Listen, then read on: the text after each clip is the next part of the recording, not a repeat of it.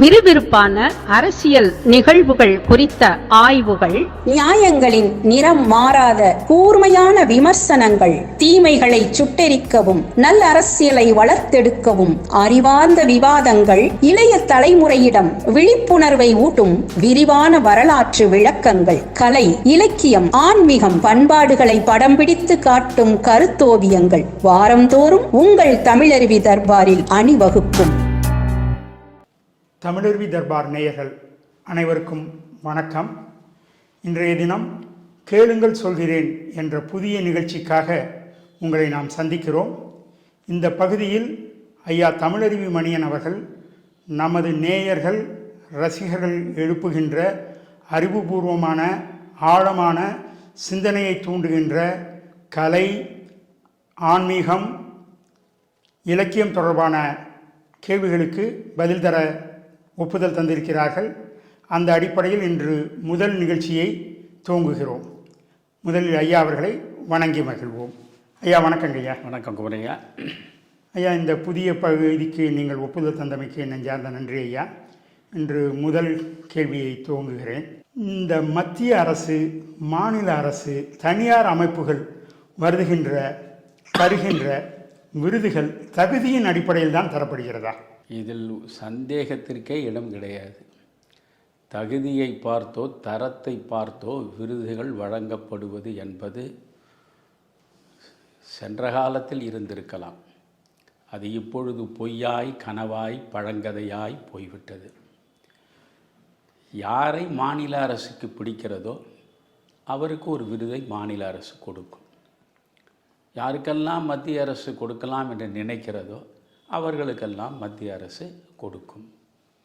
யாரையெல்லாம் தனிப்பட்ட நிறுவனங்களுக்கு பிடித்திருக்கிறதோ அவர்களுக்கெல்லாம் தனிப்பட்ட நிறுவனங்கள் விருதுகளை வழங்கும். அதற்கு வரிசையாக நீங்கள் ஏராளமான சான்றுகளை சொல்ல முடியும். ஏதோ போகிற போக்கில் இந்த குற்றச்சாட்டை நான் வைக்கிறேன் என்று நினைக்காதீர்கள். தமிழின்பால் பெருங்காதல் கொண்டவன் நான். சின்னஞ்சிறு பருவம் தொட்டே தமிழை நேசிப்பவன், தமிழை சுவாசிப்பவன். எனவே யாருக்கெல்லாம் விருதுகள் வழங்கப்படுகின்றன என்று ஒவ்வொரு முறையும் பார்க்கிற பொழுது வேதனையாக இருக்கிறது. குறிப்பாக நீங்கள் சாகித்ய அகாடமியை எடுத்துக்கொள்ளுங்கள். சாகித்ய அகாடமி மத்திய அரசின் ஒரு நிறுவனம். அது மத்திய அரசின் சார்பாக இயங்கக்கூடியது தான் சாகித்ய அகாடமி.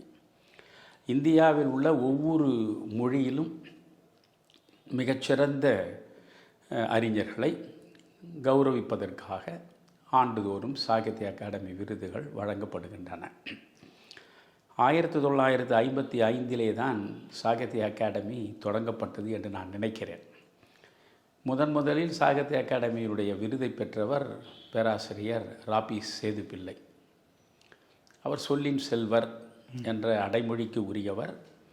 தமிழ் இன்பம் என்ற அவருடைய கட்டுரை தொகுப்புக்குத்தான்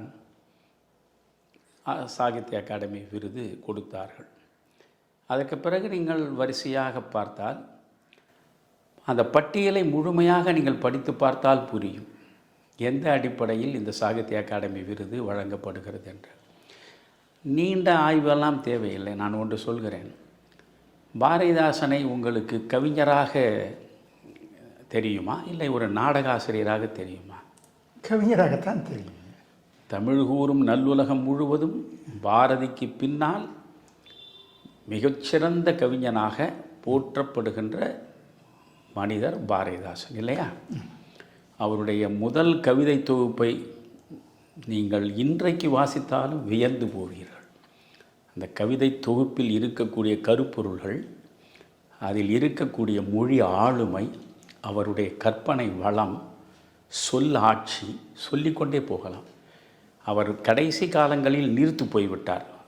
அது அவர் மீது எனக்கான விமர்சனம். ஆனால் ஒரு படைப்பாளி எப்பொழுதுமே ஊற்று போல் சுரந்து கொண்டே இருக்க இயலாது. ஒரு கட்டத்தில் ஊற்றினுடைய சுரப்பு நின்று விடுவது போல அவருடைய கற்பனையும் நின்றுவிடும்.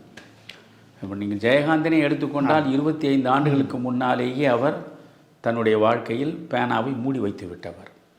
எனவே எல்லா காலங்களிலும் எழுதி கொண்டே இருப்பது தான் ஒரு எழுத்தாளனுக்கு, ஒரு படைப்பாளனுக்கு உரிய இலக்கணம், அழகு என்பது அல்ல.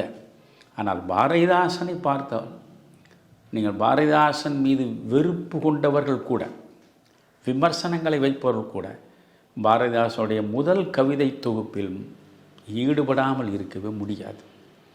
அதில் உள்ள சஞ்சீவி பர்வதத்தின் சாரல், புரட்சி கவி, பிறகு தனிப்பாடல்கள் எல்லாமே அற்புதம். பாரதிதாசன் இருக்கிற வரையில் சாகித்ய அகாடமி அவருக்கு விருது கொடுக்கவில்லை. பாரதிதாசன் மறைவுக்கு பிறகு அவருக்கும் ஒரு விருது கொடுக்கலாம், அவரை விட்டுவிடக்கூடாது என்பதற்காக பிசிராந்தையார் என்று அவர் எழுதிய நாடகத்திற்கு சாகித்ய அகாடமி விருது வழங்கப்பட்டது. இந்த ஒன்றை புரிந்து கொள்ளுங்கள், சாகித்ய அகாடமியினுடைய விருதின் தரத்தை. இப்பொழுது கண்ணதாசனை உங்களுக்கு கவிஞராக தெரியுமா அல்லது ஒரு நாவலாசிரியராக தெரியுமா?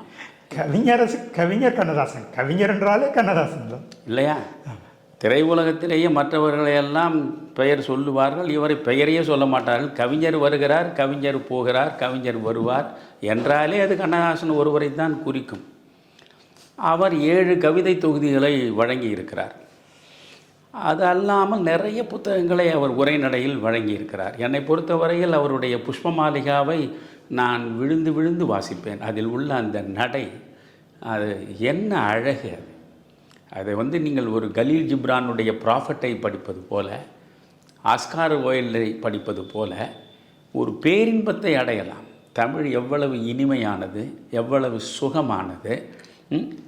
அந்த வார்த்தைகளை அந்த மனிதன் கொண்டு வந்து கொட்டி இருக்கிற அழகு, ஒவ்வொன்றுக்குள்ளேயும் அவர் பார்த்திருக்கிற பார்வை எல்லாமே அந்த புஷ்பமாளிகா மிகச்சிறந்த படைப்பு.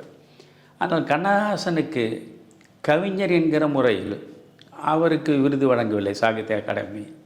சேரமான் காதலி என்று அவர் கல்கியில் தான் அதை எழுதினார்னு நான் நினைக்கிறேன். அந்த சரித்திர தொடருக்கு சாகித்ய அகாடமி விருதை கொடுத்தார்கள். உண்மையிலேயே நான் கண்ணதாசனை மிக உயர்ந்த பீடத்தில் வைத்து போற்றக்கூடியவன், உலகத்துக்கே தெரியும். ஆனால் அந்த சேரமான் காதலியை என்னால் ரசித்து படிக்கவே முடியவில்லை. அது ஒரு சரித்திர நவீனம் போன்று அவர் எழுதியிருந்தாலும் கூட அது முழுக்க முழுக்க கவிதை மனம் வீசுகிறதே தவிர அது ஒரு கட்டுக்கோப்பான முறையில் ஒரு வரலாற்று புனைவாகவோ அல்லது வரலாற்று நவீனமாகவோ அது அற்புதமாக அமையவில்லை. ஆனாலும் கண்ணதாசனுக்கு கொடுக்க வேண்டுமே. கண்ணதாசனுக்கு இந்த சேரமான் காதலி என்கிற வரலாற்று நவீனத்திற்கு சாகித்ய அகாடமி விருது. ஏறக்குறைய தமிழில் புதுக்கவிதை எழுதுகிறார்கள் பாருங்கள். புதுக்கவிதை எழுதி புகழ்பெற்ற அத்தனை பேருமே சாகித்ய அகாடமி விருது பெற்றிருக்கிறார்கள். ஐயோ, இவர் விட்டு போய்விட்டது போல இருக்கே, இந்த முறை சரி இவருக்கு கொடுப்போம், அவரை விட்டு விட்டோமே சரி அவருக்கு கொடுப்போம். இப்படித்தான் சாகித்ய அகாடமியுடைய விருதுகள் தொடர்ந்து வந்து கொண்டே இருக்கின்றன. அதே போன்று தமிழக அரசை சொல்லவே வேண்டாம். தமிழக அரசை பொறுத்தவரையில் இந்த ஆட்சி பீடத்தில் இருக்கக்கூடியவர்களுக்கு அனுசரணையாக யார் நடக்கிறார்களோ, யார் சுகமாக முதுகு சொரிந்து கொடுக்கிறார்களோ, யார் இதமாக விசிறி வீசி அவர்களை மகிழ்விக்கிறார்களோ அவர்களுக்கு விருதுகள் வழங்கப்படும். வேறு எந்த தகுதியும் வேறு எந்த திறமையும் தேவையில்லை. ஆட்சி நாற்காலியில் அமர்ந்திருக்கிற முதல்வருக்கு அவரை பிடிக்க வேண்டும், அவ்வளவுதான். முதல்வருக்கு பிடித்து விட்டால் போதும். பிடித்தால் பிள்ளையார், வழித்தால் சாணி என்கிற கதை தான். அதனால் அந்த விருதுகளை பற்றி பொதுவாகவே மக்கள் யாரும் அதை பெரிதாக பார்ப்பதில்லை. இப்படி நீங்கள் விவரம் தெரிந்தவர் என்னையே கேட்கலாம், ஏன் உங்களுக்கு கூட தான் கலைஞர் பாரதி விருதை தமிழக அரசு விருதாக கொடுத்திருக்கிறார். பாரதி விருது கொடுத்தார். அந்த விருதுக்கு நான் பொருத்தமானவனா இல்லையா என்பதை தமிழ் இலக்கிய உலகமே அது பற்றி ஆய்வு செய்யலாம், அது வேறு.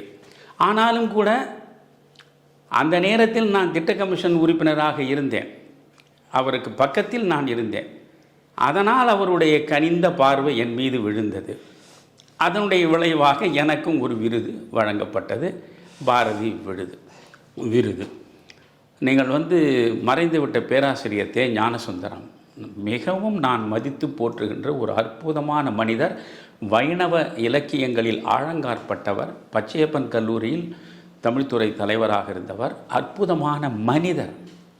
முதலில் பணிவும் அடக்கமும் எளிமையும் சார்ந்தவனாக ஒரு படைப்பாளி இருப்பது தான் என்னளவில் பெருமைக்குரியதாக நான் கருதுகிறேன். அப்படிப்பட்ட மனிதர் அவர் ஒரு முறை என்னை பார்த்த பொழுது, மணையான், நீங்கள் எழுதிய கனவு மெய்ப்பட வேண்டும் என்ற பாரதி குறித்த ஆய்வு நூலுக்கே சென்னை பல்கலைக்கழகம் உங்களுக்கு ஒரு டாக்டரேட் கொடுத்திருக்க வேண்டும் என்று அவர் சொன்னார். நான் சொன்னேன், நான் எந்த விருதையும் எதிர்பார்த்து எதையும் எழுதுவது கிடையாது. இதுவரையில் எனக்கு எந்த விருதும் யாரும் வழங்கியதும் இல்லை.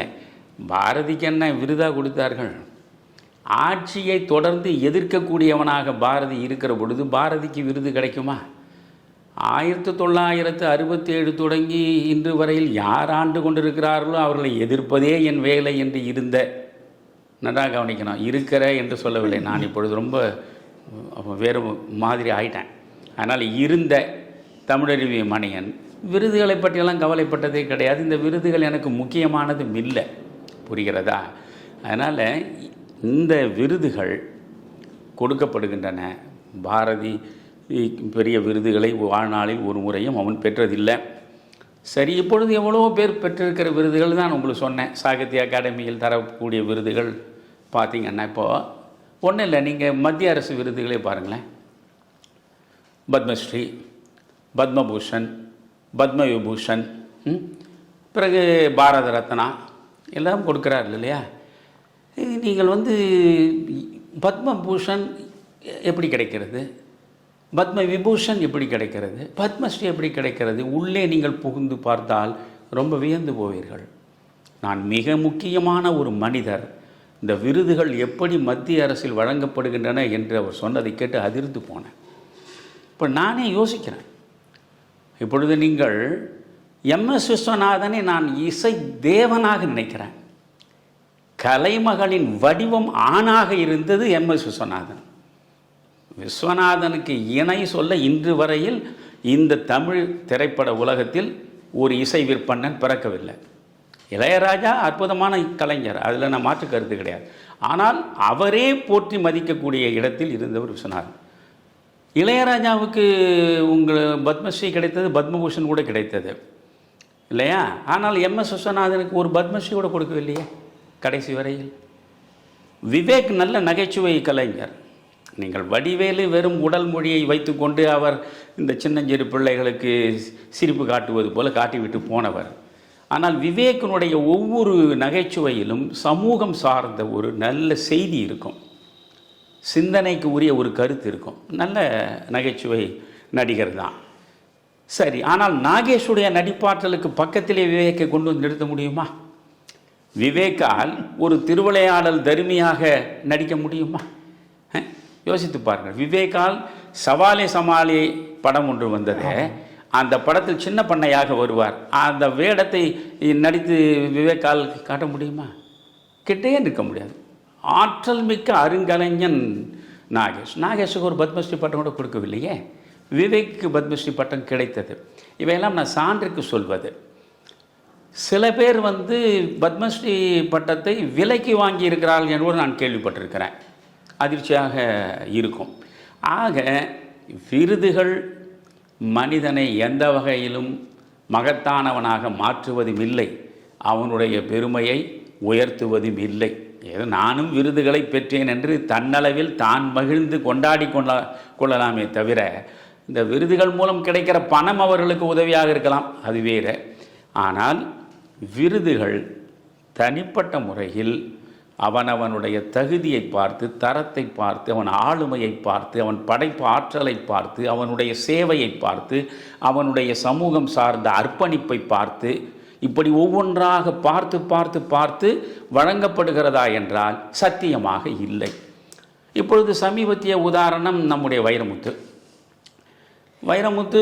இப்பொழுது நீங்கள் பத்மஸ்ரீயை பற்றி பேசணும். அவர் பத்மபூஷன் விருது கூட வாங்கியிருக்கிறார், புரிகிறதா? அதே மாதிரி பார்த்தால் 8 முறை இந்தியாவின் மிகச்சிறந்த பாடலாசிரியராக அவர் விருது பெற்றிருக்கிறார். கண்ணதாசனே எனக்கு தெரிய ஒரு முறை தான் அவர் விருது வாங்கினார்னு நான் நினைக்கிறேன். குழந்தைக்காக படத்தில் வருகிற ஒரே பாடலில் அதை இந்திய ஒற்றுமையை உருவகப்படுத்துகின்ற பாடல் என்பதற்காக அது கொடுத்தார்கள். ஒரு முறை தான் அவர் வாங்கியிருக்கார். ஆனால் இவர் 8 முறை வாங்கியிருக்கார்.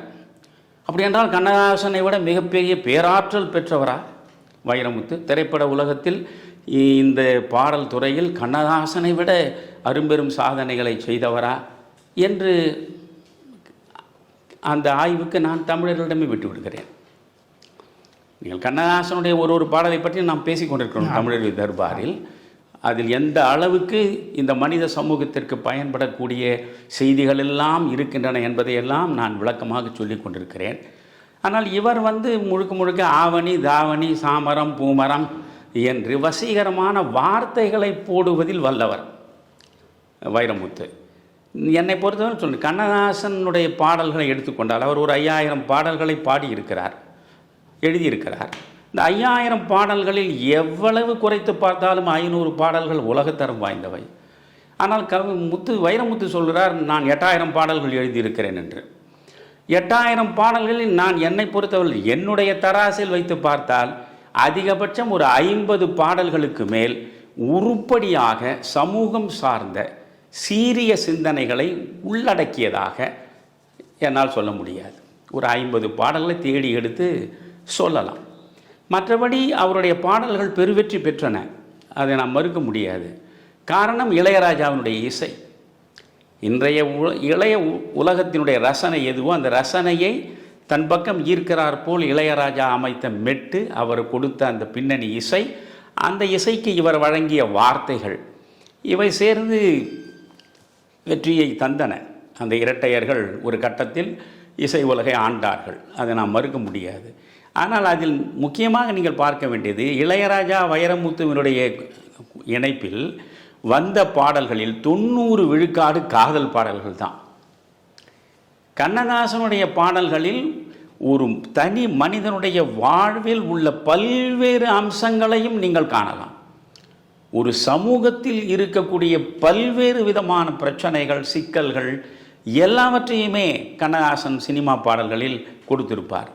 அப்படி எல்லா பக்கமும் பார்வையை செலுத்தி ஒவ்வொரு வகையிலும் சீரிய அளவில் சிந்தித்து அதை ரொம்ப எளிமையான வார்த்தைகளில் மிக வலிமையாக போகிற போக்கில் வழங்கிய ஆற்றல் கண்ணதாசனுக்கு இருந்திருக்கிறது. இவர் எழுதியதில் பெரும்பாலான பாடல்கள் வெற்றி பெற்றதெல்லாம் இந்த கல்லூரி மாணவர்களை ஈர்க்கிறார் போல் வந்ததெல்லாமே காதல் பாடல்கள். அந்த காதல் பாடல்களிலும் அவர் நேரடியாக இல்லாமல், அதுக்குள்ளே நான் போக விரும்பவில்லை, அதுவும் கொஞ்சம் விரசத்தை அப்படியே மூடி வைத்து அவர் அது கொஞ்சம் ரசமாக சொல்லக்கூடிய மனிதர் அவர். அவரை பற்றி, அவருடைய தனி மனித வாழ்வை பற்றியெல்லாம் நான் மறந்து பேச மாட்டேன். நான் எந்த தனி மனிதனை பற்றியும் பேசுவது என்னுடைய வேலை கிடையாது. இந்த ஞானபீட விருது, அவர் 8 முறை பாடலாசிரியராக இந்திய அளவிலேயே சிறந்த பாடலாசிரியராக வெற்றி பெற்று விருதை பெற்றாரே, அது ஒரு கேள்விக்குரியது தான். பத்மபூஷன் வரையில் அவர் பெற்றார் என்றால் இந்த சமூகத்திற்கு அவர் சாதித்தது என்ன? அவர் பாடல் எழுதினார், சம்பாதித்தார். மற்றபடி இந்த சமூகத்திற்கு ஏழைக்கும் பாழைக்கும் அனாதைக்கும் அகதிக்கும் தேடி தேடி சென்று அவர்களுக்கெல்லாம் உதவிக்கரம் நீட்டி அவர்கள் கண்களில் இருந்து வழியக்கூடிய கண்ணீரை துடைத்தாரா? இல்லை ஒரு ஆண்டுக்கு இவ்வளவு வருமானம் வந்தது, ஒரு ஆண்டுக்கு ஒரு 100 ஏழை பிள்ளைகளை நான் படிக்க வைக்கிறேன் என்று படிக்க வைத்தாரா? அவர் வீடு தேடி வந்தவர்களுக்கெல்லாம் உதவிக்கரம் நீட்டினாரா? அப்படி எதுவும் எனக்கு தெரியவில்லை. அவர் செய்திருந்தால் அது பாராட்டுக்குரியது. ஆனால் அப்படி அவர் செய்தாரா என்று நமக்கு தெரியவில்லை. அவருடைய எழுத்து என்பது ஆரவாரமானது, ஆடம்பரமானது. புரிகிறதா? உரத்த குரலில் எல்லாவற்றையும் சொல்லி பழகிய மனிதர் அவர். அவர் பேசுவதும் சரி, அவர் எழுதுவதுமே எல்லாமே உரத்த குரலில் சொன்னால் அது எப்படி இருக்கும்? பல நேரத்தில் எரிச்சலை வர வரைக்கும். நீங்கள் மிக உரத்த குரலில் நீங்கள் தொடர்ந்து நீங்கள் பேசிக்கொண்டே இருந்தால் கேட்பவனுக்கே எரிச்சல் வரும். அதுபோலத்தான் அவருடைய எழுத்து பாணி, அவர் பேச்சு பாணி எல்லாமே எரிச்சலை தரக்கூடியதாகத்தான் இருக்குமே தவிர அப்படியே சமூகத்தை மடைமாற்றம் செய்து விடார் போன்ற மிகப்பெரிய படைப்புகளை எல்லாம் அவர் கொடுத்து விட்டார் என்பதுதான் கிடையாது. நீங்கள் நான் சிலவற்றையெல்லாம் யோசித்து பார்க்குறேன். நான் வைரமுத்துவை விட்டுருங்க, அவர் பல்வேறு திறமைகளை கொண்டவர். எதில்? பரிசுகளை பெறுவதில். அதிகார வர்க்கத்தில் இருக்கக்கூடியவர்களை அனுசரித்து செல்வது, அவர்களுக்கு இசைவாக இருப்பது, அதன் மூலமாக எல்லா விதமான பயன்களையும் பெறுவது என்பது அவர் அறிந்து வைத்திருக்கின்ற ஒரு வாழ்க்கை கலை. அந்த வாழ்க்கை கலைக்காக அவருக்கு நோபல் பரிசு கூட கொடுக்கலாம். நான் அதனால தான் சொல்கிறேன், அவர் இன்றைக்கு என்னையா ஞானபீட விருதை போய் அவர் கொடுத்துருக்குது, அது ஞானபீட விருது வைரமுத்துவுக்கு தகுமா என்று கேட்கிறார். அவர் நினைத்தால் நோபல் பரிசு கூட வாங்குவார். அவருடைய படைப்புகளுக்காக நோபல் பரிசை கூட வாங்குவார். ஏனென்றால் எந்த வழியில் செல்ல வேண்டும், யாரை பார்க்க வேண்டும், யாருடைய முதுகை தடவ வேண்டும், எப்படி அவர்களை அணுக வேண்டும் என்பதெல்லாம் அவருக்கு தலைகீழ் பாடம். அதனால் அவர் அதையெல்லாம் செய்வார். இன்றைக்கு இருக்கக்கூடிய படைப்பாளிகள் என்று சொல்லக்கூடியவர்களை பாருங்கள், எல்லாம் பெரு வசதியோடு இருக்கிறார்கள். நல்ல பெரு வசதியோடு தான் இருக்காங்க. வைரமுத்து மட்டும் இல்லை, எல்லாம் பெரு வசதியோடு இருக்கார். அதனால் வைரமுத்து பெரு வசதியோடு இருக்கிறார் என்பதில் நமக்கு ஒன்றும் பொறாமை இல்லை. அவர் மீது அவதூறு சேற்றை அள்ளி தெளிக்கிற அளவுக்கு நமக்கு சிறுமதியும் இல்லை. ஆனால் ஞானபீடம் விருது என்பது உண்மையிலேயே தமிழ்நாட்டில் மட்டுமல்ல, இந்தியாவில் அறிவு சார்ந்தவர்களுக்கு இடையே ஒரு மிகப்பெரிய இடத்தை பெற்றிருக்கிறது. ஞானபீட விருது என்பது மிக உயர்ந்த அறிஞர்களுக்கு, மிக உயர்ந்த படைப்பாளிகளுக்கு வழங்கப்படுகின்ற ஒரு மிக முக்கியமான ஒரு விருது இந்திய அளவில் என்று போற்றப்படுகிற நிலையில் இந்த ஞானபீட விருது இவருக்கு கிடைத்திருக்கிறது. இது தமிழில் இதுவரையில் முதலில் பார்த்தால் நீங்கள் அகிலனுக்கு கொடுத்தார்கள். அதுவே ஒப்புக்கொள்ளவே முடியாது. அகிலன் எத்தனையோ நல்ல கதைகள் எழுதியிருக்கிறார். அவர் அகிலன் ஒரு ஜனரஞ்சக எழுத்தாளர். நீங்கள் எல்லாரும் விரும்பி விரும்பி வாசிப்பார். பாய் விளக்கு வருகிற பொழுது பாய் விளக்கை எல்லா பெண்களும் ஆண்களும் விரும்பி விரும்பி படித்தார்கள். அதே போல் அவர் எழுதிய வேங்கையின் மைந்தன் என்பது அது சரித்திர நாவல். அதற்கு அவருக்கு சாகித்ய அகாடமி விருதுகள் கொடுத்திருக்கிறார்கள். இப்படி சில நல்ல புத்தகங்கள், நல்ல கதைகளையும் எழுதியிருக்கிறார். அதற்காக அவர் எழுதியதெல்லாமே மிகச்சிறந்த படைப்புகள் என்று சொல்ல முடியாது. ஆனால் அவர் எழுதியதிலேயே மட்டமான படைப்பு என்றால் இந்த சித்திரப்பாவை தான். அதே ஆனந்த விடனில் வந்தது. அப்பொழுது நான் வாசித்த பொழுது என்ன இது ஒரு கதை என்று நான் நினைத்திருக்கேன். அந்த கதைக்கு தான் உங்களுக்கு ஞானபீட விருது கொடுத்தார்கள். சாகித்ய அகாடமி கூட இல்லை, ஞானபீட விருது கிடைத்ததை முதலில் அகிலனுக்கு. அதுவே தமிழ் இலக்கிய உலகம் மதித்து போற்றக்கூடிய ஒரு இடத்தில் இருப்பவருக்கு தரப்பட்ட விருது என்று ஏற்றுக்கொள்ள முடியாது அகிலனுக்கு. பிறகு ஒரு 22 ஆண்டுகளுக்கு பின்னால் தான் ஜெயகாந்தன் திரும்பி பார்த்திருக்கிறார்கள் ஞானபீடம். ஞானபீடம் ஜெயகாந்தனுக்கு கொடுத்து அது எல்லா வகையிலும் தரும். அவர் இந்த சமூகத்தினுடைய அடித்தட்டில் இருக்கக்கூடிய மக்களை, அவருடைய வலியை, அவருடைய வேதனையை, அவருடைய வாழ்க்கை முறையை எல்லாம் கருப்பொருளாக வைத்து அவருக்கு முன்பு எவன் எழுதினான் அப்படி எல்லாவற்றையும். எனவே அவருடைய படைப்புகள் அற்புதமானவை. எனவே அவருக்கு ஞானபீட விருது கொடுத்ததினால் ஞானபீடம் தன்னை கௌரவித்து கொண்டது. சில நேரங்களில் சில மனிதர்களுக்கு சாகித்ய அகாடமி விருது கொடுத்தார்கள். டெல்லியில் ஜெயகாந்தன் அந்த விழாவுக்கு போனார். இவரை பேச சொன்னார், என்னுடைய சில நேரங்களில் சில மனிதர்கள் படைப்புக்கு சாகித்ய அகாடமி விருது கொடுத்ததன் மூலம் அது தன்னை கௌரவப்படுத்தி கொண்டதுன்னார். இவருக்கு எந்த கௌரவமும் இல்லை, இந்த விருதினால் எனக்கு எந்த புதிய கௌரவம் இல்லை, அது தன்னை கௌரவப்படுத்தி கொண்டதுன்னாரு. இங்கே இந்த ஞானபீட விருதை கொடுத்ததன் மூலம் இந்த ஞானபீடம் தன்னை அசிங்கப்படுத்தி கொண்டது. அவ்வளவுதான். அதனால் விருதுகள் என்று பார்க்கிற பொழுது அதற்கு உரிய அளவீடு எதை வைத்து அளக்கிறார்கள், எப்படி கொடுக்கிறார்கள் நமக்கு தெரியவில்லை. அது மத்திய அரசு தருகிற விருதானாலும் சரி, மாநில அரசு தருகிற விருதானாலும் சரி, தனியார்கள் வழங்கக்கூடிய விருதானாலும் சரி, ஒரே வரியில் முடிக்கிறேன், எந்த விருதாக இருந்தாலும் அது தரத்தின் அடிப்படையில், தகுதியின் அடிப்படையில், ஆற்றலின் அடிப்படையில், ஆளுமையின் அடிப்படையில் தரப்படுவதில்லை. இது சத்தியம், சத்தியம், சத்தியம். அவ்வளவுதான். நன்றி ஐயா. நாம் அடுத்த கேள்விக்கு போகலாம். உங்களுடைய இலக்கிய சொற்பொழிவுகளில் மணிக்கொடி காலம் பற்றி நிறைய குறிப்பிட்டிருக்கிறீர்கள். அந்த மணிக்கொடி காலம் பற்றி, அந்த மணிக்கொடி எழுத்தாளர்கள் பற்றி கொஞ்சம் நேயர்களுக்கு சொல்லுங்கள். உண்மையிலேயே குமரையா, இப்பொழுதுதான் வைரமுத்துவை பற்றி நாம் பேசணும். வைரமுத்து ஒரு வளமான வாழ்க்கைக்கு சொந்தக்காரர். அரண்மனை போன்று வீடு, ஏராளமான சொத்து எல்லாவற்றையும் வைத்துக்கொண்டு ஒரு சுகமான வாழ்க்கையை வாழக்கூடிய மனிதர் வைரமுத்து. வாழட்டும். ஆனால் இந்த மணிக்குடி யுகம் இருக்கிறதே, 1930களில் தொடங்கி 1950 வரை இடைப்பட்ட 20 ஆண்டு காலம் இந்த தமிழ் இலக்கிய உலகமே அப்படியே தலை நிமிர்ந்து நிற்கக்கூடிய சூழலை அந்த மணிக்குடி யுகம்தான் உருவாக்கியது. பாரதியின் மறைவுக்கு பிறகு மறுமலர்ச்சி யுகத்தை கொண்டு வந்து சேர்த்தது மணிக்குடி என்கிற ஒரு வார இதழ் தான். அந்த மணிக்குடியில் வந்த சிறுகதைகள் ஒவ்வொன்றுமே உலகத்தரம் வாய்ந்த சிறுகதைகள். கூபா ராஜகோபாலனை படித்து பாருங்கள், மௌனியை படித்து பாருங்கள், புதுமைப்பித்தனை படித்து பாருங்கள், நா பிச்சமூர்த்தியை படித்து பாருங்கள். வரிசையாக சொல்லலாம். ஏராளமான படைப்பாளிகள், பிஎஸ் ராமையா, சிதம்பர சுப்பிரமணியம், இப்படி வரிசையாக வாரா, ஏராளமானவர்கள் மணிக்கொடியில் எழுதியவர்கள் தான். அந்த மணிக்கொடி என்கிற வார பத்திரிகையில் வந்த சிறுகதைகள் தான் தமிழ் இலக்கிய உலகத்தில் ஒரு மறுமலர்ச்சியை உருவாக்கியது. சமூகம் சார்ந்த சிந்தனைகளை தூண்டி துலங்க வைத்த எழுத்து வேள்வியது. அதை எழுதியவர்கள் அத்தனை பேரும் எழுத்தின் உபாசகர்கள்.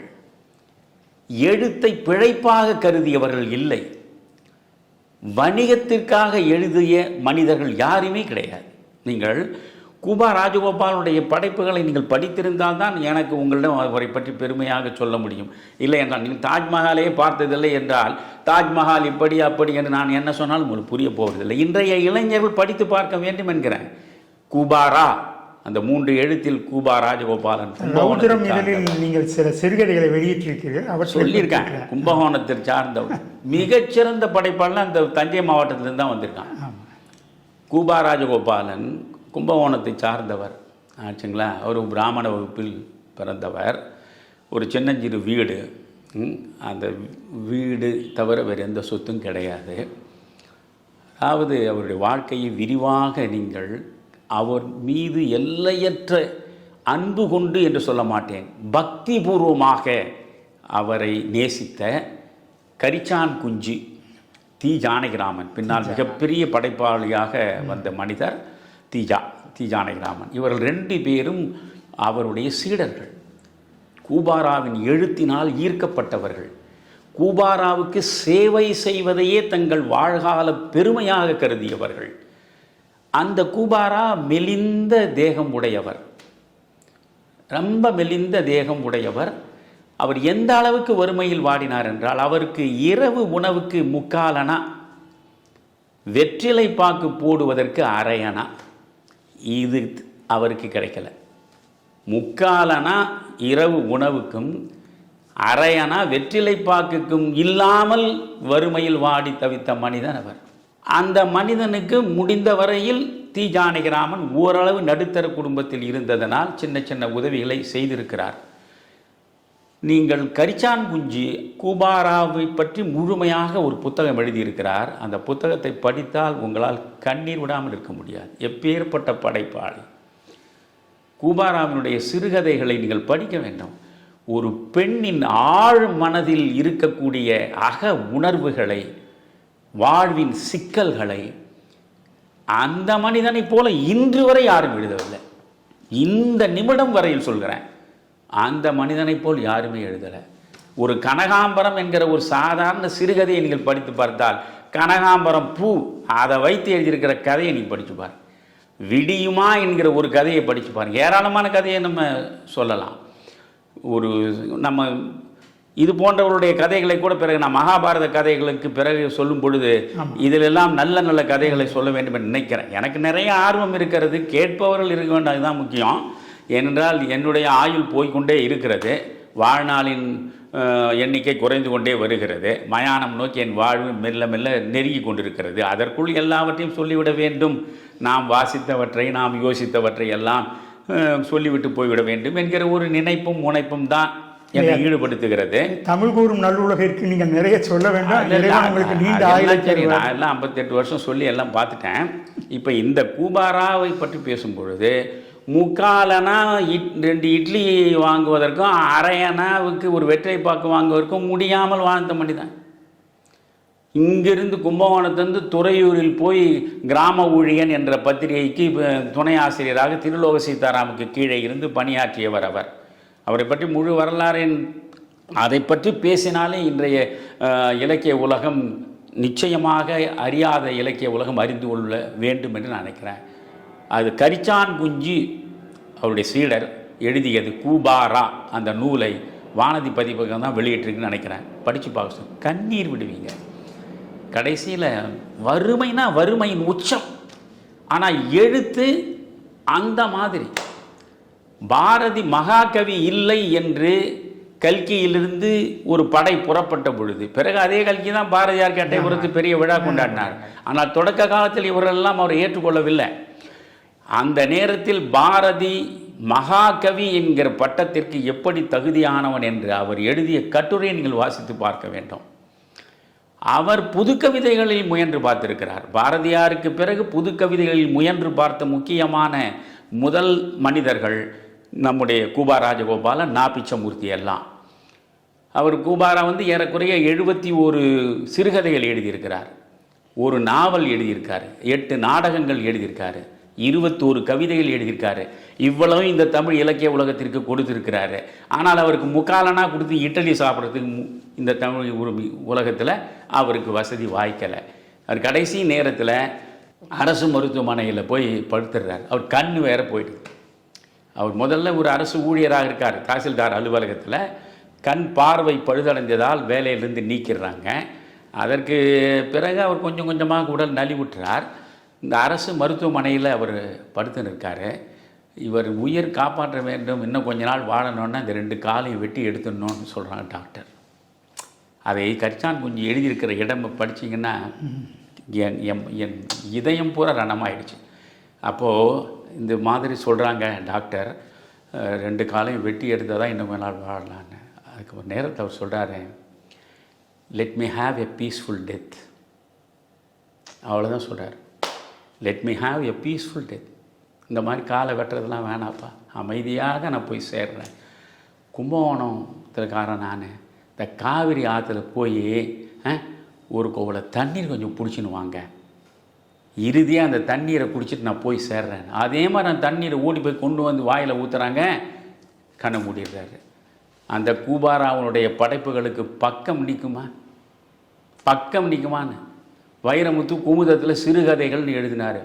ஐயோ, அந்த சிறுகதைகளை வைரமுத்துன்ற பேரை தவிர வேறு யாராவது ஒருத்தன் பேரை போட்டு அனுப்பியிருந்தா ஒரு கதையை கூட குமுதத்தில் போட்டிருக்க மாட்டான், ஒரு கதையை போட்டிருக்க மாட்டான். அதெல்லாம் சிறுகதையா? ஒரு சிறுகதை எப்படி இருக்கக்கூடாது என்று நீங்கள் தெரிந்து கொள்ள வேண்டுமா? வைரமுத்து குமுதத்தில் தொடர்ந்து எழுதிய சில சிறுகதைகளை படித்தால் போதும். ஆனால் கூபாரா என்கிற அந்த மனிதனுடைய ஒவ்வொரு சிறுகதையும் நீங்கள் படித்து பாருங்கள். எப்பேற்பட்ட படைப்பாளிகள், எப்பேற்பட்ட மகத்தான எழுத்தின் உபாசகர்கள் எல்லாம் வறுமையில் வாடி வதங்கி சீரழிந்து செத்திருக்கிறார். அதே மாதிரி அவருக்கு உற்ற நண்பராக இருந்தவர் தான் நா பிச்சமூர்த்தி. நா பிச்சமூர்த்தியினுடைய சிறுகதைகளையும் நீங்கள் படிக்கணும், நா பிச்சமூர்த்தியுடைய கவிதைகளை படிக்கணும். பாரதிக்கு பிறகு புது கவிதையில் மிகப்பெரிய அளவுக்கு முயன்று வெற்றி கண்டவர் நா பிச்சமூர்த்தி. நா பிச்சமூர்த்தியினுடைய புது கவிதைகளை மட்டுமே ஆய்வு செய்து நீங்கள் தனியாகவே சுந்தர ராமசாமி ஒரு புத்தகம் எழுதியிருக்கார். அவ்வளவு அற்புதமான கவிதைகள், புரியுதுங்களா? அதில் உள்ள ஒரு தன்னம்பிக்கை கவிதையை நான் ஊரெங்கும் கொண்டு போய் மாணவர்களுக்கு சொல்லுவேன். அந்த மாதிரி அற்புதமான கவிதைகளை எல்லாம் எழுதிய படைப்பாளி, மிகச்சிறந்த கதைகளை சிறுகதைகளை கொடுத்த படைப்பாளி. அந்த நா பிச்சமூர்த்தி திருவல்லிக்கேணியில் வறுமையில் வாடி ஒரு சின்ன குடிலில் அவர் வாழ்க்கையை முடித்தவர். ஒரு பிச்சைக்காரனை போல இருந்தவர், தாடியெல்லாம் வச்சுட்டு இருப்பார், ஒரு சாமியார் மாதிரி. அவர் திருவல்லிக்கேணியில் சாதாரணமாக இருந்தார். பிறகு ஒரு அறநிலையத்துறையில் அவருக்கு ஒரு அலுவலராக வாய்ப்பு கிடைத்து பணியாற்றினார். ஆனால் வறுமையின் உச்சம் வரையில் சென்று தன் வாழ்வை முடித்து கொண்டவர். இவர்களெல்லாம் சொல்கிறீங்க புதுமை பித்தன். இலக்கிய உலகத்தில் மறுமலர்ச்சியை கொண்டு வந்து சேர்த்த மகத்தான படைப்பாளி புதுமை பித்தனுக்கு நிகராக ஒருவனை சொல்ல முடியாது என்று இன்றைக்கு நாம் எவ்வளவு மேடைகளில் முழங்கி கொண்டிருக்கிறோம். சிறுகதையா? சிறுகதையின் பிதாமகன் புதுமை பித்தன் தான். தமிழுக்கு உலகத்தரம் வாய்ந்த சிறுகதைகளை வழங்கியவன் புதுமை பித்தன் தான் பேசுகிறோம். அந்த புதுமை பித்தன் கடைசி காலத்தில் எப்படி வறுமையில் வாடி செத்தான் என்பதை புதுமை பித்தனுடைய கடைசி நாட்கள் சிதம்பரம் என்கிற ஒரு மனிதர் அவரோடவே இருந்து அந்த கடைசி நாளில் கண் மூடுகிறவரை இருந்து அந்த அனுபவங்களை எழுதியிருக்காரு. என்னால் தொடர்ச்சியாக படிக்க முடியல. எப்பேற்பட்ட படைப்பாளி! அந்த மனிதனுடைய சாப விமோசனம் ஒன்று போதுன்ற நான் சாப விமோசனத்தை மட்டும் எழுதிட்டு பேனாவை மூடி இருந்தாலும் அவனுக்கு நிகரே கிடையாது இன்று வரையில் தமிழ் இலக்கிய உலகத்தில் சிறுகதை வடிவத்தில் அவன் சாதித்த சாதனை. ஆனால் அவன் காசநோய், க்ஷயரோகம். இங்கேருந்து இந்த எம்கே தியாகராஜ பாகவதர் கடைசி காலத்தில் அவர் சரிந்து விழுந்த நேரத்தில் அவர் போய் ராஜமுக்தின்னு ஒரு படத்தை பூனாவில் போய் எடுத்தார். அப்போல்லாம் இங்கே ஸ்டுடியோக்கள் இங்கே கிடையாது. பூனாவில் போய் அவர் எடுத்தார். இவர் தான் அதுக்கு புதுமை பித்தனை தான் வசனம் எழுத இங்கேருந்து அழைச்சின்னு போனாங்க. ஒரு 20 நாட்கள் நீங்கள் வேலை பார்க்கணுன்னு சொல்லிட்டு போனவர் அங்கே காச நோயில் பாதிக்கப்பட்டு சரியான சிகிச்சை இல்லாமல் சொல்ல முடியாத துயரங்களை எல்லாம் அங்கே அனுபவித்து விட்டு அந்த பூனாவிலிருந்து திருவனந்தபுரம் நோக்கி அவர் வந்த அந்த பயணத்திலிருந்து நீங்கள் படித்து பார்த்தால் இதெல்லாம் கடவுள் ஏன் இப்படிப்பட்ட மகத்தான மனிதர்களுக்கு இவ்வளவு மோசமான சோதனைகளை வழங்குகிறான் என்பதே நமக்கு புரிபடவில்லை. அந்த மாதிரி சேர்ந்தார். அந்த தியாகராஜ பாகவதற்காக போய் எழுதின அந்த படத்துக்கு அவர்கள் கொடுப்பதாக ஒப்புக்கொண்ட தொகையை கூட கடைசி வரையில் முழுமையாக கொடுக்கல. அது வருமா என்று பார்த்தாரு, அந்த தொகையும் கிடைக்கல. ஒன்றும் இல்லை, அந்த மனிதன் சாக கிடக்கிறான். க்ஷயரோகம் முற்றிய நிலையில் சாக கிடக்கிறான். அதாவது இப்போது நான் என் மனைவியை பற்றி நான் பேசினதெல்லாம் நீங்கள் எல்லாம் கேட்டிருக்கீங்க. நிறைய பேர் கண்ணீர் சிந்தினீங்க. இந்த அதாவது தன் மனைவியை கமலா என்ற அந்த அம்மாவுடைய பெயர் மனிதன் இதயத்தில் வச்சு பூசிச்சிருக்கான். அவன் பூனாவில் இருந்து ஒவ்வொரு எழுதிய கடிதங்கள், திருவனந்தபுரத்திலேருந்து எழுதிய கடிதம், இதெல்லாமே நம்முடைய கவிஞர் இளைய பாரதி ஒரு தொகுப்பாக கொண்டு வந்திருக்கார். அவர் உண்மையிலேயே நாம் நன்றி பாராட்டணும். அது கண்மணி கமலாவுக்கு என்ற தலைப்பில் இருக்கும் அந்த புத்தகம். அதை படித்து பாருங்கள். வைரமுத்துவெல்லாம் நீங்கள் பார்த்துட்டு இருக்கீங்களே, கண்மணி கமலாவுக்கு புதுமை பித்தன் எழுதிய கடிதங்களை படித்து பாருங்கள். எந்த அளவுக்கு வறுமையின் உச்சத்தில் அந்த குடும்பம் வாடி வதங்கி சீரழிந்திருக்கிறது என்பதை நீங்கள் பார்க்கலாம். அந்த மனைவியின் மீது அவர் வைத்திருந்த பற்று, பாசம். அவர்கள் கணவன் மனைவியாக 18 ஆண்டுகள் தான் வாழ்ந்தாங்க. 18 ஆண்டுகளில் 10 ஆண்டுகளுக்கு மேல் அவர் சென்னையில் இருந்து எழுத்து தவமாக ஏற்றுவதிலேயே தன் காலத்தை கழித்தவர். அவர் மனைவியோடு நீண்ட காலம் நெருங்கி வாழ்ந்தவர் கூட இல்லை. ஆனால் அந்த அம்மையார் அவர் மீது வைத்திருந்த அன்பு, ஐயோ! அவர் அந்த சடலமாக கிடக்கிறார். அந்த காட்சி அந்த சிதம்பரம் எழுதியிருக்கான் மனுஷன். இதெல்லாம் படிக்கணும். சும்மா படிக்காமல் நம்ம பாட்டுக்கு எல்லாம் போகிறோம் வரோம். அதாவது இவ்வளோ பெரிய படைப்பாளி, தமிழுக்கு புத்துயிர் கொடுத்தவன், புதுமை பித்தன். அவர் பேர் விருதாச்சலம். புதுமை பித்தன். அவர் பெயர் மாதிரியே புதுமையை படைத்தவன். அவருடைய சடலம் ஒரு சின்ன கீற்று கொட்டகை மாதிரி போட்டு அந்த கீற்று கொட்டையில் ஒரு பழைய கட்டில் அவரை சடலத்தை கிடத்திருக்காங்க ஆச்சுங்களா. அந்த சடலம் கிடத்தப்பட்டிருக்கிற நிலையில் இந்த அம்மா கமலா இந்த கதறி கதறி அழுது கண்ணீர் விட்டு புலம்புறாங்க. கடைசியில் அவர் மேலே ஒரு சாதாரண ஒரு துணி போத்தப்பட்டிருக்கு. அதை காண செய்யாமல் அப்படியே கண்ணீர் விட்டு பெருங்குரலில் அழுதபடி உள்ளே சென்று அவர்கள் திருமணத்திற்காக புடவை எடுத்தார்களே, அந்த திருமண புடவையை எடுத்து அந்த புதுமை பித்தன் மேலே போர்த்துறாங்க. கடைசி அந்த காட்சியை அதெல்லாம் நீங்கள் யோசிக்கவே முடியாது. சின்ன குழந்தை தினகரி என்று அவருடைய ஒரே சின்ன பெண் பிள்ளை. அந்த பெண் பிள்ளை அது இப்போ பிறகு 60 வயசுக்கு மேலே வந்திருப்பாங்க. அவர் 48 இறந்துட்டார். இதில் என்னென்னா கூபாராவும் சரி புதுமை பித்தனும் சரி 45 வயது கூட வாழலை. எல்லாமே விரைவாக மூட்டை கட்டிக்கிட்டு போயிட்டாங்க. அந்த கமலாவுக்கு அவருடைய கடிதங்களை ஒரு நாள் வாசித்து பாருங்கள். இதெல்லாம் நான் மற்றவர்களுக்கு சொல்கிறேன், உங்களை வச்சுக்கினேன். அதை ஒரு நாள் வாசித்து பார்க்கணும், தேடி எடுத்து. அதே போல் நீங்கள் தோமுசி ரகுநாதன் புதுமைப்பித்தனுடைய வாழ்க்கை வரலாறு எழுதியிருக்கார். அதெல்லாம் நீங்கள் படிக்கணும். இந்த அவருக்கு எதிராக வைக்கப்பட்ட விமர்சனங்களை கண்டு பொங்கி எழுந்த தோமுசி சாவதற்கு முன்பு எப்படியாவது தோமுசி ரகுநாதனை ஒரு முறை பார்த்து விட வேண்டும் என்று அவ்வளவு துடித்தவர் புதுமைப்பித்தன். அவ்வளவு நெருக்கமான நட்பு கொண்டு இருந்தவர். புதுமைப்பித்தனுடைய படைப்புகளும் விமர்சனங்களும் விஷமத்தனங்களும்னு சொல்லிட்டு இவ்வளோ பெரிய புத்தகம். இது எல்லாவற்றையும் நான் படிச்சிருக்கேன்.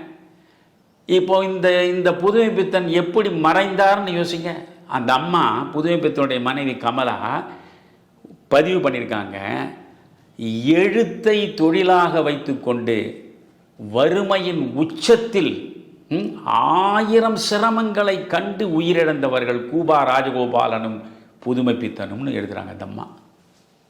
இந்த கூபாராவுடைய படைப்புகளை எடுத்து படித்து பாருங்கள், புதுமைப்பித்தனை எடுத்து படித்து பாருங்கள். எப்பேற்பட்ட படைப்பாளிகள். நாபிச்சமூர்த்தியை படித்து பாருங்கள். இன்னும் வரிசையாக ஒவ்வொருத்தரை பற்றி என்னால் சொல்லினே வர முடியும்.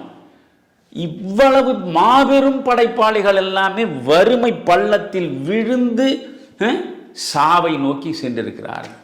ஆனால் இவர்கள் சகலவிதமான சுகங்களையும் அனுபவித்து கொண்டு அதிகார வர்க்கத்திற்கு ஏற்றார் போல அவர்களுக்கு பிடித்த ராகத்தில் பிடித்த பாடல்களை பாடி அவர்களை மகிழ்வித்தபடி எல்லா விதமான வாழ்க்கை வசதிகளோடு வாழக்கூடிய இவர்களையும் பாருங்கள். இவர்களுக்கெல்லாம் விருதுக்கு மேல் விருது. ஆனால் இந்த தமிழை வாழ வைத்த அப்பேற்பட்ட மகத்தான படைப்பாளிகள் அடுத்த வேளை சோற்றுக்கு வழி இல்லாமல் செத்திருக்கிறார். நான் இது ஏற்கனவே சொல்வேன். நீங்கள் இன்றைக்கு தமிழை செவ்விலக்கியம் என்று நாம் கொண்டாடுகிறோம் இல்லையா? One of the classical languages என்று உலகமே அங்கீகரித்திருக்கிறது. எதை வைத்துக்கொண்டு? வைரமுத்து எழுதிய பாடலை வைத்துக்கொண்டா? சங்க இலக்கியங்களை வைத்துக்கொண்டு தானே அதை செவ்விலக்கியங்கள்னு நம்ம பேசுகிறோம். அப்படி சங்க இலக்கியங்களை நமக்கு வழங்கிவிட்டு சென்ற எந்த புலவனாவது செல்வ செழிப்போடு வாழ்ந்ததாக வரலாறு உண்டா? எல்லாமே வறுமையில் வாழ்ந்தவன் தானே. வைரமுத்துவ மாதிரி அவர்களும் அந்த காலத்தை மன்னனை பார்த்து மன்னனை போய் அவனை பற்றி பொழுது பாடி ஏதோ வாழ்ந்திருக்கானுங்க. ஆனால் அதுக்காக வைரமுத்து அளவு அவனுக்கு கீழே போல. இந்த சோற்றுக்காக போய் பாடுவதுன்னு போய் அவர்கள் தங்களை அவர் தாழ்த்தி கொள்ளலை. அதில் தான் நீங்கள் பார்த்தீங்கன்னா நான் அடிக்கடி சொல்லுவேன், அதை பார்த்தேன். அந்த பாடலை நான் சொன்னதை கேட்டு தான் காமராஜர் எனக்கு தமிழறிவின்னு விருது அடைமொழியை கொடுத்தாரு.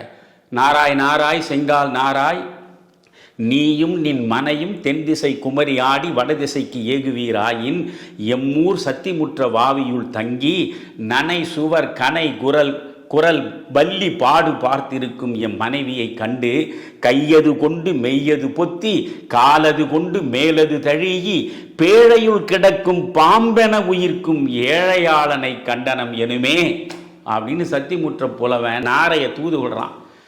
அவன் நான் மன்னனை பார்த்து பெரும் பரிசுகளை பெற்றுக்கொண்டு வருகிறேன் என்று சொல்லிவிட்டு வந்தவன். ஆனால் அந்த மன்னனை காணவே முடியலை. காலம் ஓடுகிறது, மன்னன் காட்சி அளிக்கவில்லை. இவன் வீதியிலேயே வறுமையில் வாடுகிறான். வாடை காற்று வீசுகிறது, குளிர் காலம். அதன் நேரத்தில் அவன் கையது கொண்டு மெய்யது பொத்தி காலது கொண்டு மேலது தழுகி பேழையுள் கிடக்கும் பாம்பென உயிர்க்கும் ஏழையாளனை கண்டனம் என்னமே போய் சொல்லு. என் மனைவி அங்கே எப்படி இருப்பா தெரியுமா? நனை சுவர் கனை குரல் பல்லி பாடு பார்த்திருப்பா. சுவர் பூரா நனைஞ்சு கிடக்கும். அந்த சிதைந்த சுவரில் பல்லி இருக்கும். இந்த பல்லி ஜோசியம் சொல்லுவான்ல, பல்லி நல்லது சொல்லுதா பல்லி கெட்டது சொல்லுதானே. அதனால் நனை சுவர் கனை குரல் பல்லி பாடு பார்த்திருக்கும் என் மனைவியை கண்டு நீ போய் சொல்லுறா இப்படி இருக்கன்னு. அவன்லாம் எழுதி வச்ச பாடல் தான் செம்மொழி இலக்கியம்ன்ற தரத்துக்கு தமிழை உயர்த்தியது. அதனால் வறுமையில் வாடி சாகர வரையில் பல்வேறு சோதனைகளில் சிக்கி சீரழிந்த படைப்பாளிகளால் தான் இந்த தமிழ் உயர்ந்தது, வளர்ந்தது, வாழ்ந்தது. ஆனால் இன்றைக்கு அந்த தமிழை வைத்துக்கொண்டு இவர்கள் உயர்ந்தார்கள், வளர்ந்தார்கள், வாழ்கிறார்கள். அவ்வளவுதான். மணிக்கொடி யுகம் பற்றியும் மணிக்கொடி எழுத்தாளர்கள் பற்றியும் நீங்கள் விவரித்தது நெஞ்சை நெகிழ வைத்து விட்டது ஐயா. ஐயா, இதுவும் பின்னூட்டத்தில் வந்த ஒரு கேள்வி. நீங்கள் சங்கியாக இல்லாவிட்டால் உங்கள் கருத்துக்களை நாங்கள் இன்னும் தீவிரமாக ஆதரிப்போம், வெகு மக்களிடம் கொண்டு சேர்ப்போம் என்று ஒருவர் சொல்லியிருக்கிறார். இதை பற்றி நீங்கள் என்ன நினைக்கிறீர்கள்? எனக்கு உண்மையிலேயே புரியவில்லை குமரையா. சங்கி என்றால் முதலில் என்ன என்று எனக்கு பொருள் புரியவில்லை. ஒரு கால் இந்த மோடியை ஆதரிப்பவர்கள், பாரதிய ஜனதா கட்சிக்கு பின்பாட்டு வாசிப்பவர்கள், இவர்களை தான் இந்த திராவிட மாடல் அரசில் தங்களை முற்றாக அர்ப்பணித்து விட்டவர்கள் சங்கி என்று அழைக்கிறார்களோ என்று எனக்கு ஒரு ஐயம் இருக்கிறது. அப்படி பார்த்தால் நான் யாருக்கும் சங்கி இல்லை. புரிகிறதா? சங்கி என்பவர் சிறுபான்மை மக்களுக்கு எதிரானவராக இருப்பார் என்பது போல ஒரு தோற்றத்தை உருவாக்கி வைத்திருக்கார். நான் எந்த காலத்திலும் ஒரு இஸ்லாமியருக்கு எதிராகவோ ஒரு கிறித்துவருக்கு எதிராகவோ ஒரு கருத்தையும் நான் சொன்னதில்லை. என்னுடைய புத்தகங்களை நீங்கள் புரட்டி பார்த்தால் பல இடங்களில் நான் பைபிளில் இருந்து மேற்கோள்களை காட்டியிருப்பேன். பல இடங்களில் பெருமானாருடைய வாழ்க்கையை பற்றி உருகி உருகி நெகிழ்ந்த நிலையில் எழுதியிருப்பேன். இஸ்லாமிய திருமறையை மேற்கோள் காட்டியிருப்பேன். நான் தான் அடிக்கடி சொல்லியிருக்கேனே, என்னை நீங்கள் தேவாலயத்திற்கு அழைத்து கொண்டு போனால் அழகாக மண்டியிட்டு கர்த்தரை நான் வணங்குவேன். நீங்கள் என்னை பள்ளிவாசலுக்கு அழைத்து கொண்டு போனால் அதில் உங்களுக்கு எந்த தடையும் இல்லை என்றால் அதையும் பள்ளிவாசலில் நீங்கள் எப்படி இறைவனை தொழுகிறீர்களோ அதே மாதிரி நானும் தொழுவேன். நான் ஒரு இந்துவாக பிறந்தவன். ஒரு இஸ்லாமியராக பிறந்தவர் எப்படி இஸ்லாம் மார்க்கத்தில் அவர் ஆழ்ந்த பற்று உடையவராக இருக்கிறாரோ அப்படி இருப்பது குறையா? ஒரு கிறித்துவராக பிறந்தவர் ஒரு கிறித்துவ சமயத்தில் எப்படி எல்லையற்ற ஈடுபாடு கொண்டு தன் வாழ்க்கையை சமைத்துக் கொள்கிறாரோ அப்படி இருப்பது குறையா? அவர்கள் அப்படி இருப்பது போல நான் ஒரு இந்துவாக பிறந்தவன் இந்து தர்மத்தின்படி நான் வாழ வேண்டும் என்று நினைக்கிறேன். அந்த நீங்கள் நினைக்கிற இந்துத்துவா என்பதில்லை. நான் ஒன்றும் பேதை இல்லை. நான் முறையாக இந்த வேதங்களை படித்திருக்கிறேன், உபனிஷதங்களை படித்திருக்கிறேன். நீங்கள் சொல்லுகிற மனு தர்மம் என்பது வேற, நான் உங்களுக்கு உணர்த்த விரும்புகின்ற சனாதன தர்மம் என்பது வேற.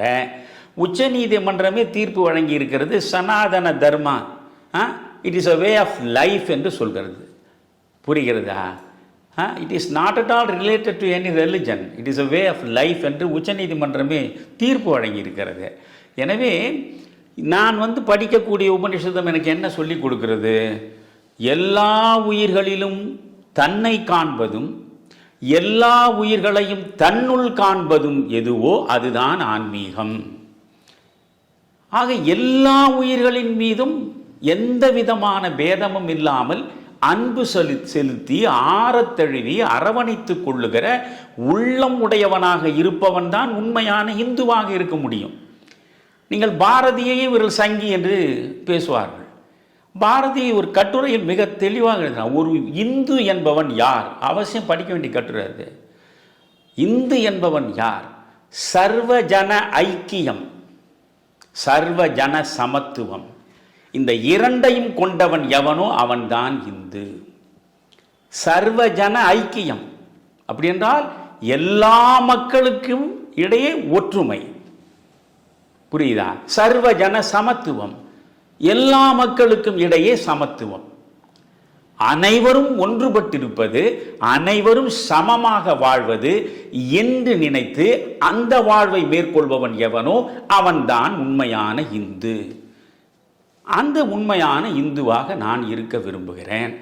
அப்படி நான் இருப்பது உங்களுக்கு எரிச்சலை தருகிறது என்றால், என்னை ஒரு சங்கி என்று சொல்வதில் உங்களுக்கு மிக அதிகமான மகிழ்ச்சி உருவாகும் என்றால் அதை தடுக்க நான் விரும்பவில்லை.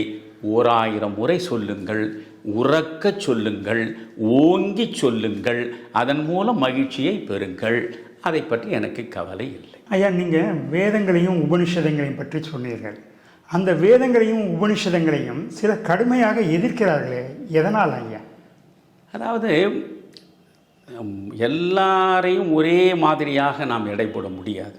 உண்மையிலேயே மிகப்பெரிய ஆற்றல் மிக்க கல்வெட்டுகளை ஆய்வு செய்பவர்கள், மொழியியலில் தேர்ச்சி பெற்றவர்கள், தமிழி என்று பிராமியும் தமிழும் கலந்த எழுத்துக்களிலே இருந்து இன்றைக்குள்ள எழுத்து வரையில் ஆய்ந்து பார்த்தவர்கள், இப்படி பல்வேறு அறிஞர் பெருமக்கள் தமிழ் கூறும் நல்லுலகில் இருக்கிறார்கள். அவர்களில் ஒரு சிலர் சில ஆதாரங்களை வைத்து பேசுகிறார்கள். நீங்கள் வேதங்கள் என்று சொல்கிறீர்களே, அந்த வேதங்களில் சொல்லப்படுகிற கருத்துக்கள் அனைத்துமே தமிழிலிருந்து சென்றவைதான் என்று சொல்கிறார்கள். உபநிடதங்கள் என்று பேசுகிறீர்களே, அவை அனைத்தில் உள்ள கருத்துக்களும் இங்கிருந்து போன இரவல் சரக்கு தான். நீங்கள் தொன்மையான மதம் ஆரியர்கள் அங்கிருந்து 3500 4000 ஆண்டுகளுக்கு முன்பு உருவாக்கியது தான் இன்றைக்கு இந்து மதம் என்று சொல்லப்படுகிறதே என்கிறீர்களே, இவற்றுக்கெல்லாம் முன்பே இங்கே ஆசீவகம் இருந்திருக்கிறது. ஆசீவகம்தான் உண்மையான தமிழருடைய சமயம், அதுதான் தொன்மையானது என்றெல்லாம் பல தரவுகளை வைத்துக்கொண்டு பேசுகிறார்கள். நான் என்ன சொல்கிறேன், அதையெல்லாம் ஆய்வாளர்கள் செய்யட்டும், எனக்கு அதை பற்றி பிரச்சனை இல்லை. எங்கெல்லாம் நல்ல கருத்துக்கள் இருக்கின்றனவோ அவற்றையெல்லாம் தேடி எடுத்து படிப்பதன் மூலம் நான் பயன்பெற விரும்புகிறேன். அதை எடுத்து மக்களுக்கு சொல்வதன் மூலம் அந்த பயனை மற்றவர்களும் அடைய வேண்டும் என்று ஆசைப்படுகிறேன். நான் வேதங்களை படிக்கிறேன். இப்பொழுது நீங்கள் பாருங்கள், மனுஸ்மிருதி என்பது மோசமானது. மனுஸ்மிருதியை எடுத்துக்கொண்டால் பெண்ணடிமைத்தனம் கடுமையாக இருக்கிறது, ஜாதி கட்டுமானம் இறுக்கமாக இருக்கிறது, உயர்வு தாழ்வு கற்பிக்கப்படுகிறது. அந்த மனு தர்மத்தை என்னால் ஏற்றுக்கொள்ள முடியாது, புரிகிறதா? ஆனால் நீங்கள் சனாதனம் என்பது வேறொன்றும் இல்லை, போட்டு குழப்பிக் கொள்ளக்கூடாது. அதாவது வேதங்கள் 4, உபனிஷதங்கள், இதை 108 உபனிஷதங்கள் சொல்கிறான். ஆனால் இன்றைக்கு நடைமுறையில் பார்த்தால் ஒரு 13-14 உபநிடதங்கள் தான் இருக்கின்றன, பரவலாக படிக்கப்படுகின்றன.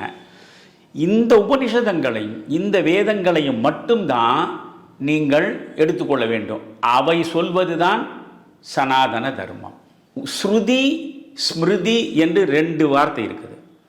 அதாவது காற்றின் மூலமாக ஆழ்ந்த அமைதியான சூழலில் உள்ளே சென்று உள்முகமாக பார்வையை செலுத்தி அவர்கள் பெற்ற ஞானத்தின் வெளிப்பாடாக வந்து விழுந்த வார்த்தைகளின் தொகுப்பு தான், அதுவும் ஒலி. அது ஒலிதான். அது எழுத்து பின்னால் அவர்கள் எழுத்து வடிவம் வந்தாலும் இன்றைக்கும் அதை ஒலி வடிவத்தில் தான் அவர்கள் பார்ப்பார்கள். ஒவ்வொரு வேதத்தினுடைய அந்த மந்திரமும் அதை உச்சரிக்கும் தன்மையை மாறாமல் இருக்க வேண்டும் என்று ஏறக்குறைய ஒரு 3000 ஆண்டுகளாக தொடர்ந்து அதை அப்படியே பின்பற்றி கொண்டு வருவது ஆச்சரியத்தின் ஆச்சரியம். அதே உச்சரிப்பு மாறாமல் கொண்டு வருவது. அந்த வேதங்கள், அந்த உபனிஷதங்கள், வேதங்களுக்கு பின்னால் வந்தது இவை தான் ஸ்ருதி. இவை தான் இட்டர்னல் என்று சொல்கிறான், நிலையானவை, மாற்றமடையாதவைன்னு சொல்கிறான். நீங்கள் சொல்கிற மனு தர்மத்திலிருந்து ஏன் பகவத்கீதையே ஸ்ருதியாக ஏற்றுக்கொள்ள மாட்டார்கள்? அது ஸ்மிருதி தான். ஸ்மிருதி என்பது ஒன்றுமில்லை. இப்போ இந்தியன் கான்ஸ்டிடியூஷன் இருக்குல்ல, அரசமைப்பு சட்டம், அது போல ஒரு சமூகத்திற்காக இயற்றப்பட்ட சட்டம். அது அந்தந்த கால சூழலுக்கு ஏற்றார் போல் அந்த சட்டத்தினுடைய வடிவம் மாறும்.